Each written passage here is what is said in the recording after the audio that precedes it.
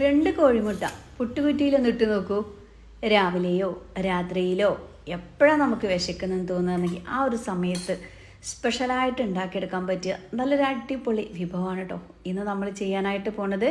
വെറും 5 മിനിറ്റ് മതി. കണ്ടല്ലോ, കാണാനൊക്കെ എന്താ മുഞ്ചിലെ, കഴിക്കാനും ഇതിൻ്റെ സ്മെല്ലൊക്കെ കേട്ടാൽ എൻ്റെ പൊന്നോ അടിപൊളിയാണ് കേട്ടോ. ഒരു പ്രാവശ്യമെങ്കിലും ഇതുപോലെ ഒന്ന് പുട്ട് റെഡിയാക്കി നോക്കിയിട്ട് ഫീഡ്ബാക്ക് ഒന്ന് അറിയിക്കണേ. അപ്പോൾ അതിന് വേണ്ടിയിട്ട് ഞാനിതവിടെ 2 കോഴിമുട്ട എടുത്തിട്ടുണ്ട്. നന്നായിട്ടൊന്ന് പുഴുങ്ങിയതിന് ശേഷം ഇതുപോലൊരു സ്പൂണോ ഫോർക്കൊക്കെ ഉപയോഗിച്ചിട്ട് നമുക്കിതുപോലെ ഒന്ന് പൊടിച്ചെടുക്കാം. ഒത്തിരി അങ്ങ് പൊടിച്ചെടുക്കണ്ട, ഇതുപോലെ ചെറുതായിട്ട് ഇങ്ങനെ കഷ്ണങ്ങളായിട്ടാണ് കേട്ടോ മുട്ട നമുക്ക് കിട്ടേണ്ടത്. അപ്പോൾ രണ്ടും ഞാനിതാ ഇതുപോലെ സ്പൂൺ വെച്ചിട്ട് ഒന്ന് ഉടച്ചു കൊടുക്കുന്നുണ്ട്. പുട്ട് നമ്മൾ പല രീതിയിലും കഴിക്കാറുണ്ട് അല്ലേ.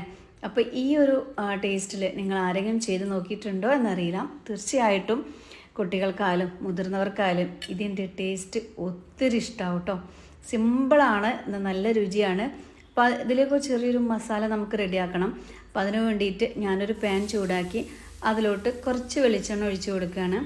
വെളിച്ചെണ്ണ നന്നായിട്ട് ചൂടായി വരുമ്പോൾ ഒരു അത്യാവശ്യം വലിയൊരു സവാള ആയിരുന്നു കേട്ടോ, ഇതുപോലെ ചെറുതായിട്ടൊന്ന് കൊത്തി എറിഞ്ഞത് ചേർത്ത് കൊടുക്കാം. ഒപ്പം ഒരു തണ്ട് പച്ചമുളക്, തണ്ടല്ല ഒരു പച്ചമുളക് ചേർത്ത് കൊടുക്കുന്നുണ്ട്. അതും തന്നെ കനം കുറച്ചൊന്ന് വട്ടത്തിൽ അരിഞ്ഞെടുത്തതാണ്. ഒരു നുള്ളു ഉപ്പും കൂടി ഇട്ടിട്ട് നന്നായിട്ടൊന്ന് വഴറ്റിയെടുക്കാം.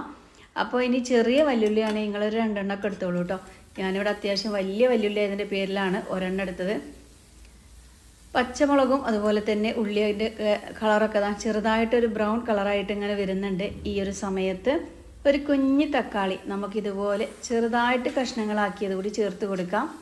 തക്കാളി ഒരിക്കലും ചേർക്കാതിരിക്കരുത് കേട്ടോ, തക്കാളി ചേർക്കുമ്പോൾ നല്ല ടേസ്റ്റാണ് ഈ ഒരു മസാലക്ക്. തക്കാളി ചേർത്തിട്ട് നന്നായിട്ട് തന്നെ ഇളക്കി കൊടുക്കാം. എന്ന് കരുതിയിട്ട് ഒരുപാട് തക്കാളിയൊന്നും വേണ്ട, വലിയ തക്കാളിയാണെങ്കിൽ ഇതിൻ്റെ ഒരു ഹാഫ് പോർഷൻ മാത്രം മതിയാവും കേട്ടോ. പിന്നെ ഞാനിത് അവിടെ ഒരു 1/4 ടീസ്പൂണോളം ഇഞ്ചിയുടെയും വെളുത്തുള്ളിയുടെയും പേസ്റ്റാണ് ചേർത്ത് കൊടുക്കുന്നത്. അപ്പോൾ അതും കൂടി ചേർത്ത് കൊടുത്തിട്ട് നന്നായിട്ട് തന്നെ തക്കാളിയൊക്കെ ഇതുപോലെ സ്പൂണൊക്കെ വെച്ചിട്ട് ഒന്ന് ഉടച്ച് കൊടുക്കുക.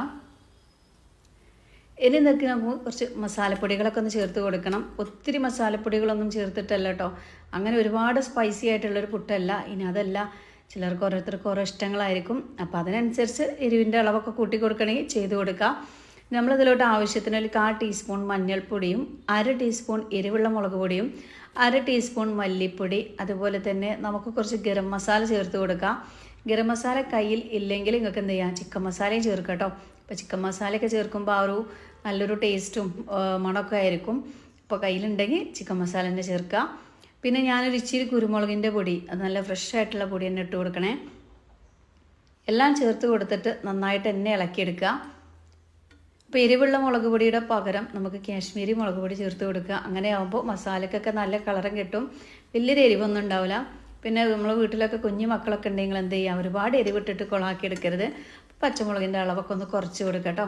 അപ്പോൾ ഈ ഒരു പുട്ടിൻ്റെ വീഡിയോ ഒക്കെ നിങ്ങൾക്ക് ഇഷ്ടമാകുന്നുണ്ടെങ്കിൽ എല്ലാവരും നമ്മുടെ വീഡിയോക്ക് ഒരു ലൈക്കൊക്കെ തരിക. നമ്മുടെ ഫാമിലിക്കും ഫ്രണ്ട്സിനും ഒക്കെ ഈ ഒരു വീഡിയോ ഒന്ന് ഷെയർ ചെയ്ത് കൊടുക്കുക കേട്ടോ. സിമ്പിൾ റെസിപ്പിയാണ്. ഞാൻ പറഞ്ഞില്ല, രാവിലേക്ക് കുട്ടികളൊക്കെ സ്കൂളിൽ പോകുന്ന ആ ഒരു തിരക്കിലൊക്കെ നമ്മൾ അമ്മമാർക്കൊക്കെ ഉണ്ടാക്കിയെടുക്കാൻ പറ്റിയ ടേസ്റ്റി ആയിട്ടുള്ളൊരു വിഭവമാണ്. മക്കൾക്ക് സ്കൂൾക്ക് കൊടുത്തു വിടാം, നമുക്കും കഴിക്കാം. അപ്പോൾ ആ മസാലപ്പൊടികളൊക്കെ നന്നായിട്ടൊന്ന് ചൂടായി വന്നതിന് ശേഷം ഞാനൊരു ടീസ്പൂൺ വെള്ളം ഒന്ന് ഒഴിച്ച് കൊടുത്തിട്ടുണ്ട്. ഒരുപാട് വെള്ളം ഒഴിച്ചിട്ട് കൊളാക്കരുത്.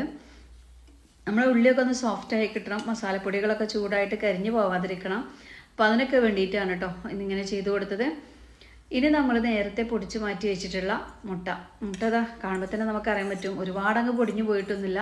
ഇടയിലടിയിൽ അത്യാവശ്യം വലിയ വലിയ കഷ്ണങ്ങളൊക്കെ ഉണ്ട് കേട്ടോ. അതുപോലെയാണ് നമുക്ക് വേണ്ടത്. അങ്ങനെ ആകുമ്പോഴേ നമ്മൾ ഈ ഒരു പുട്ട് കഴിക്കാനായിട്ടും നല്ല ടേസ്റ്റ് ആവുള്ളൂ. ഇനി നമ്മൾ ഈ ഒരു മസാലയിലിട്ടിട്ട് നന്നായിട്ട് തന്നെ ഇളക്കി കൊടുക്കുക.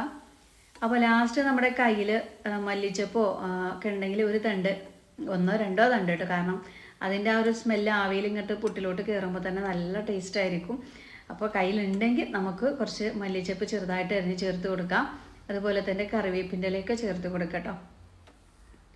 അപ്പം ഞാൻ ഒരു തണ്ട് മല്ലിച്ചപ്പ് ചെറുതായിട്ട് ഇത് ചേർത്ത് കൊടുക്കുന്നുണ്ട്. ഇനി നമുക്ക് വേണ്ടത് കുറച്ച് പുട്ടിൻ്റെ പൊടിയാണ് കേട്ടോ. പുട്ടിൻ്റെ പൊടിയിൽ അല്പം ഉപ്പും പച്ചവെള്ളം കൂടി ഒഴിച്ചിട്ടൊന്ന് ഉതിർത്തിയെടുത്തതാണ് ഈ ഒരു പുട്ട് പൗഡർ. കണ്ടല്ലോ, അപ്പോൾ അതൊക്കെ എല്ലാവർക്കും അറിയാമല്ലോ, അതുകൊണ്ട് ഞാനത് ചെയ്ത് കാണിക്കണില്ല കേട്ടോ. അപ്പോൾ നന്നായിട്ട് നനച്ച് വെച്ച പുട്ടാണിത്. അതിലോട്ട് ഞാൻ 1-2 പിടി തേങ്ങ ഇട്ട് കൊടുക്കുകയാണ്. തേങ്ങക്കൊന്നൊരു പ്രത്യേക അളവോ കണക്കോ കാര്യങ്ങളോ ഒന്നുമില്ല, നമ്മുടെ ഇഷ്ടത്തിനനുസരിച്ച് തന്നെ ചേർത്ത് കൊടുക്കാം. അപ്പോൾ നമ്മൾ കടയിൽ നിന്നൊക്കെ വാങ്ങുന്ന പുട്ടുപൊടിന് അത്യാവശ്യം വെള്ളം കൂടുതലായിട്ട് വേണ്ടി വരും അല്ലേ. അപ്പം അതൊക്കെ ഒന്ന് നോക്കിയിട്ട് തന്നെ ചെയ്തെടുക്കുക. തേങ്ങ കൂടി ഇട്ട് കൊടുത്തിട്ട് നന്നായിട്ട് കൈ വെച്ചിട്ട് തന്നെ ഇതുപോലെ ഒന്ന് മിക്സ് ആക്കി എടുക്കുക കേട്ടോ. അപ്പോഴേ തേങ്ങ എല്ലായിടത്തേക്കും ഒരുപോലെ തന്നെ എത്തിക്കിട്ടുള്ളൂ. ഇതുപോലെ ചെയ്ത് കൊടുക്കുക. ഉപ്പൊക്കെ ഒന്ന് കറക്റ്റായിട്ട് ചെക്ക് ചെയ്ത് നോക്കാം കേട്ടോ. അപ്പോൾ നമുക്ക് അറിയണോണ്ടാണ് ഞാൻ വീണ്ടും ഇനിയിപ്പോൾ വെള്ളമൊക്കെ ഒന്ന് ഒഴിച്ച് ഒന്ന് കൈ ഉതിർത്തി എടുക്കുന്നതൊന്നും കാണിക്കണ്ടെന്ന് കരുതിയത്. അപ്പോൾ എല്ലാവർക്കും അറിയാമല്ലോ പുട്ടുപൊടി നനച്ചെടുക്കാനായിട്ടല്ലേ. അപ്പോൾ അതാ തേങ്ങയൊക്കെ ഇട്ട് കൊടുത്ത് സെറ്റാക്കി വെച്ചിട്ടുണ്ട്. ഇനി നമുക്ക് പെട്ടെന്ന് പരിപാടിയിലോട്ട് പോവാം. അപ്പോൾ അതിന് വേണ്ടിയിട്ട് നമ്മുടെ പുട്ടുകുറ്റി എടുക്കുക. ഇപ്പോൾ നമ്മുടെ മസാലയൊക്കെ ഒരു ചെറിയ ചൂടൊക്കെ ഉണ്ട് കേട്ടോ, കുഴപ്പമൊന്നുമില്ല. ഇനിയിപ്പോൾ നല്ല ചൂടുണ്ടെങ്കിലും ആ ഒരു ചൂടോട് കൂടിയിട്ട് തന്നെ നമുക്കിത് ചെയ്തെടുക്കാം. ഇനി പുട്ടുകുറ്റിയിൽ ചില്ലൊക്കെ ഇട്ട് കൊടുത്തിട്ട് കുറച്ച് തേങ്ങ താഴെ ഭാഗത്തായിട്ട് നമുക്ക് ഇട്ട് കൊടുക്കാം, അല്ലെങ്കിൽ പൊടിയൊക്കെ പുറത്ത് പോകാനുള്ള ചാൻസ് ഉണ്ട്. അപ്പോൾ ഒരു ഇച്ചിരി തേങ്ങ ഇട്ട് കൊടുക്കാം കേട്ടോ. അതിനുശേഷം നമ്മളിതാ കുറേശ്ശെ പൊടി അതിട്ട് കൊടുക്കുന്നു. പിന്നെ നമ്മുടെ മസാല വെച്ചിട്ട് ഫില്ലിങ് ചെയ്യാണ്. അപ്പോൾ ഈ ഒരു മസാല വെച്ചിട്ട് ഫില്ലിങ് ചെയ്യുമ്പോൾ നമ്മൾ 1-2 പ്രാവശ്യമായിട്ട് ചെയ്യരുത്, ഒരു 3-4 പ്രാവശ്യമൊക്കെ ആയിട്ട് ഫില്ല് ചെയ്യുകയാണെങ്കിൽ കഴിക്കുന്ന സമയത്ത് നമുക്കിങ്ങനെ ഇടയിലൊക്കെ കിട്ടുമ്പോൾ നല്ല ടേസ്റ്റാണ് കേട്ടോ പുട്ട് കഴിക്കാനായിട്ട്.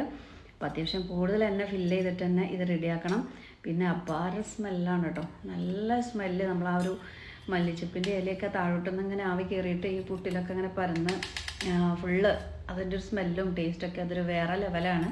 നമ്മളൊരു പ്രാവശ്യം ചെയ്ത് നോക്കുമ്പോൾ മാത്രമേ നമുക്കത് അറിയാനായിട്ട് പറ്റുള്ളൂ. അപ്പോൾ അതാ അത്യാവശ്യം ഫില്ലിങ്സോട് കൂടിയിട്ട് ഞാനിതാ ഒരു കുറ്റിയോടെ നിറച്ച് വെച്ചിട്ടുണ്ട്. അപ്പം മുകളിലും നമുക്ക് കുറച്ച് തേങ്ങയൊക്കെ ഇട്ട് കൊടുത്ത് ഡെക്കറേറ്റ് ചെയ്യാം. തേങ്ങ വേണമെങ്കിൽ തേങ്ങ ഇട്ട് കൊടുക്കാം, അല്ലെങ്കിൽ ഇതുപോലെയുള്ള മസാല ഇട്ട് കൊടുക്കാം. മസാല ഇട്ട് കൊടുത്താൽ ആവി വരൂലേ, അങ്ങനെയൊന്നും ടെൻഷൻ ആവണ്ട കേട്ടോ. നല്ല അടിപൊളിയായിട്ട് നമ്മൾ എങ്ങനെയാണോ പുട്ട് വേവിക്കുമ്പോൾ എത്ര സമയം എടുത്തിട്ടാണ് ആവി വരുന്നത്, അതേ കൃത്യ ടൈമിൽ തന്നെ നമുക്കിതിനും ആവിയൊക്കെ വരും. പിന്നെ ഇതിൻ്റെ ആവി വരുമ്പോൾ ഒരു പ്രത്യേക സ്മെല്ലാണ് കേട്ടോ മക്കളെ. അപ്പോൾ അതാ തേങ്ങയൊക്കെ വെച്ച് റെഡിയാക്കി സെറ്റായിട്ടുണ്ട്. ഇനി നമ്മൾ പുട്ടിൻ്റെ തൂക്കെടുത്ത് അതിൽ വെള്ളം തിളപ്പിച്ചതിന് ശേഷം അതിൻ്റെ മുകളിലായിട്ട് ഞാൻ വെച്ച് കൊടുക്കുകയാണ്. ഇച്ചിരി സമയം കഴിയുമ്പോഴേക്കും തന്നെ നന്നായിട്ട് ആവിയൊക്കെ വരുന്നുണ്ട് കേട്ടോ. കാണുന്നുണ്ടോ എന്നറിയില്ല. അതുപോലെ തന്നെ നല്ല സ്മെല്ലാണ്, പറഞ്ഞറിയിക്കാൻ വയ്യ. നമ്മൾക്ക് ആ ഒരു എന്താ പറയുക, ഒരു ബിരിയാണീൻ്റെയൊക്കെ ഒരു സ്മെല്ലോട്ടാണ് കേട്ടോ നമുക്കിത് വരുന്നത്. അപ്പോൾ ഇതാ ഞാനിതാ പുട്ട് കുത്തി കൊടുക്കുകയാണ്. അപ്പോൾ നല്ല സൂപ്പറായിട്ട് കിട്ടിയിട്ടുണ്ടായിരുന്നു. അപ്പോൾ ഞാൻ ആദ്യത്തിൽ എനിക്ക് തോന്നി കുറച്ച് മസാല കുറഞ്ഞെന്ന്. അപ്പോൾ ബാക്കിയുള്ളതിലെല്ലാം നന്നായിട്ട് ഫില്ല് ചെയ്തിട്ടാണ് നമ്മൾ പുട്ട് ചുട്ടെടുത്തത് കേട്ടോ. അപ്പോഴായിരിക്കും നമുക്ക് കഴിക്കാനായിട്ട് ഇങ്ങനെ ഇടയിലിടയിൽ ഇങ്ങനെ ആ ഒരു ഫില്ലിങ്സ് കിട്ടുമ്പോഴല്ലേ നമുക്ക് കൂട്ടി ഇങ്ങനെ കുഴച്ച് കഴിക്കാനായിട്ട് പറ്റുള്ളൂ. അതൊക്കെ പിന്നെ നമ്മുടെ ഓരോരുത്തരുടെ ഇഷ്ടമാണ്. അപ്പോൾ ആ ഒരു ഇഷ്ടങ്ങൾക്കനുസരിച്ചൊക്കെ നമുക്ക് ചെയ്തെടുക്കാം. അപ്പോൾ അതാ രണ്ടാമത്തേൽ അത്യാവശ്യം നല്ലോണം ഫില്ലിങ്സ് കണ്ടിട്ട് നിറച്ചിട്ടുണ്ടായിരുന്നു. അപ്പോൾ അതാ പെട്ടെന്നായി കിട്ടുന്നുണ്ട് കേട്ടോ. അപ്പോൾ രാവിലെയൊക്കെ നല്ലൊരു അടിപൊളി ബ്രേക്ക്ഫാസ്റ്റൊക്കെ നാളെ ഞായറാഴ്ചയാണ് പറ്റുന്നുള്ളൊരു മക്കളൊക്കെ ഉണ്ടല്ലോ വീട്ടിൽ, ഒന്ന് ചെയ്ത് നോക്കിയിട്ട് ഫീഡ്ബാക്ക് അറിയിക്കണേ. അപ്പോൾ ഏകദേശം നമുക്കിതാ കറക്റ്റായിരുന്നു കേട്ടോ. നമ്മൾ ഉണ്ടാക്കിയിട്ടുള്ളൊരു 2 മുട്ട വെച്ചിട്ട് ഏകദേശം ഒരു 3 കുറ്റി പുട്ടിനൊക്കെ റെഡിയായിരുന്നു. ഇനി ഒന്നാമത്തിൽ അത്ര അങ്ങോട്ട് കണ്ട് മസാല ഇടാൻ ഞാൻ ഇട്ടില്ല കേട്ടോ. പിന്നത്തിലൊക്കെ അത്യാവശ്യം നല്ല രീതിയിൽ തന്നെ ഫില്ലിങ്സ് ചെയ്തിട്ടുണ്ട്. കഴിക്കാനായിട്ടും ഉഗ്രൻ ടേസ്റ്റാണ്. ഇനി നമുക്കൊരു കറിയുടെ ഒന്നും ആവശ്യമില്ല, ഒരു നല്ലൊരു കട്ടൻ ചായയൊക്കെ കിട്ടുകയാണെങ്കിൽ പിന്നെ പറയേണ്ട ആവശ്യമില്ല. 1-2 കുറ്റി വരെ നമ്മൾ പുട്ട് വരെ നമ്മൾ കഴിച്ചു പോട്ടോ. അത്രയ്ക്ക് ടേസ്റ്റ് ഉണ്ട്. നമുക്കെല്ലാവർക്കും അറിയാം, ചിക്കൻ വെച്ചിട്ട് ഇതുപോലെ പുട്ടൊക്കെ നമ്മൾ റെഡിയാക്കാറുണ്ട്. സൂപ്പർ ടേസ്റ്റാണല്ലേ. അതുപോലെ തന്നെ പുട്ടും ബീഫ് കറിയും ഒക്കെ ഒന്നിനൊന്നും മെച്ചമെന്ന് പറഞ്ഞ പോലെയാണ്. അതുപോലെ തന്നെ ഈ ഒരു മുട്ട വെച്ചിട്ടുള്ള ഈ ഒരു പുട്ടും നിങ്ങൾ ചെയ്ത് നോക്കാം. ഒപ്പം നമ്മുടെ ഫാമിലിക്കും ഫ്രണ്ട്സിനും ഒക്കെ ഈ ഒരു വീഡിയോ ഒന്ന് ഷെയർ ചെയ്ത് കൊടുക്കുക. സിമ്പിൾ റെസിപ്പിയാണ്. ഈ ഒരു മസാല ഉണ്ടാക്കുന്ന ഒരു 2-3 മിനിറ്റും നമ്മൾ ഈ ഒരു പുട്ടിൽ ആവി വരുന്ന ടൈം മാത്രം മതി. രാവിലെയൊക്കെ വളരെ എളുപ്പത്തിൽ റെഡിയാക്കാം.